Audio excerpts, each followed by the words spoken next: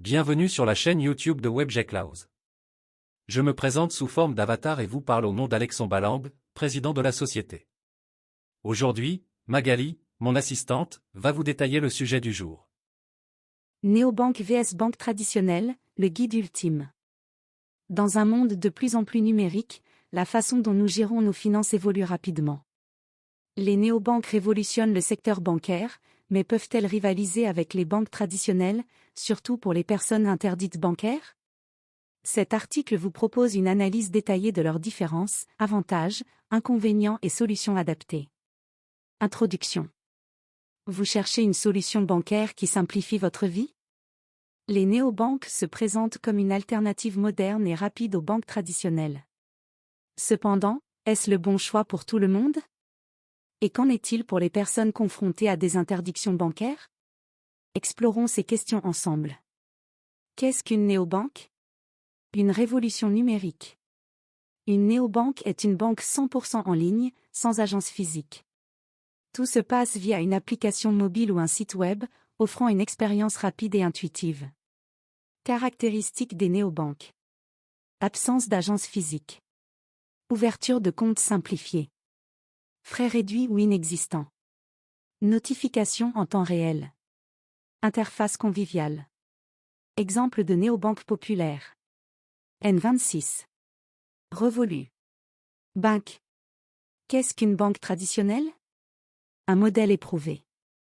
Les banques traditionnelles possèdent des agences physiques et offrent une large gamme de services financiers, allant des comptes courants aux crédits immobiliers.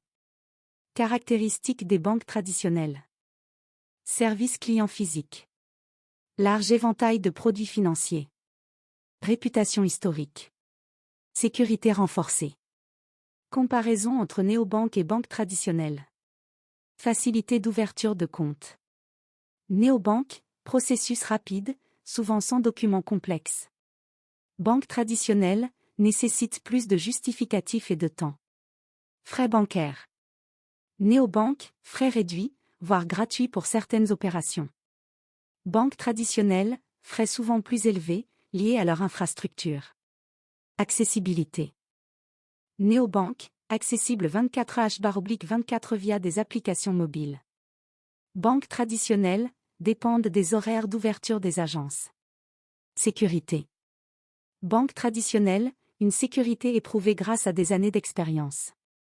Néobanque, innovante mais parfois perçue comme moins robuste. Les avantages des néobanques.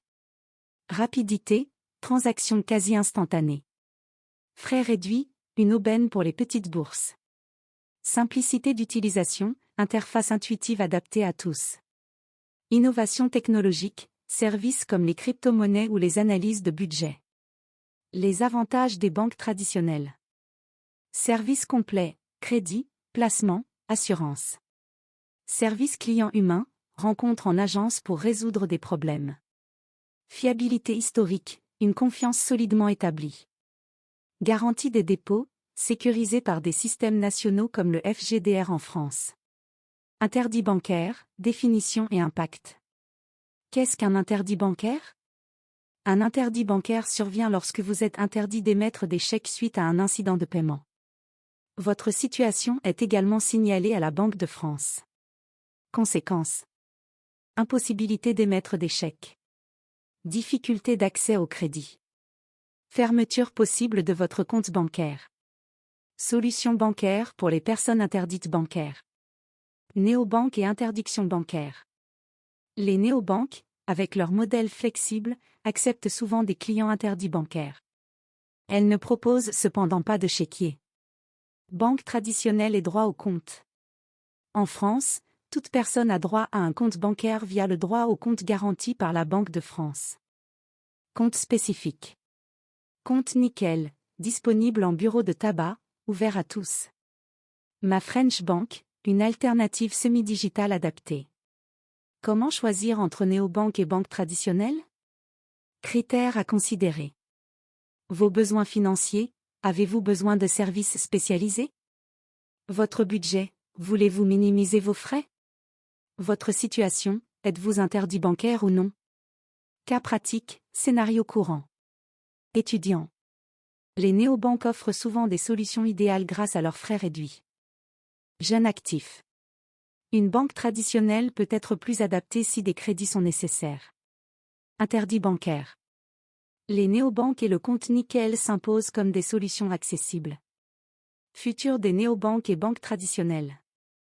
Le paysage bancaire évolue rapidement. Si les néobanques séduisent par leur modernité, les banques traditionnelles restent incontournables pour leurs services complexes et leur fiabilité. Conclusion. Choisir entre une néobanque et une banque traditionnelle dépend de vos besoins spécifiques et de votre situation financière. Les néobanques offrent flexibilité et modernité, tandis que les banques traditionnelles garantissent sécurité et services complets.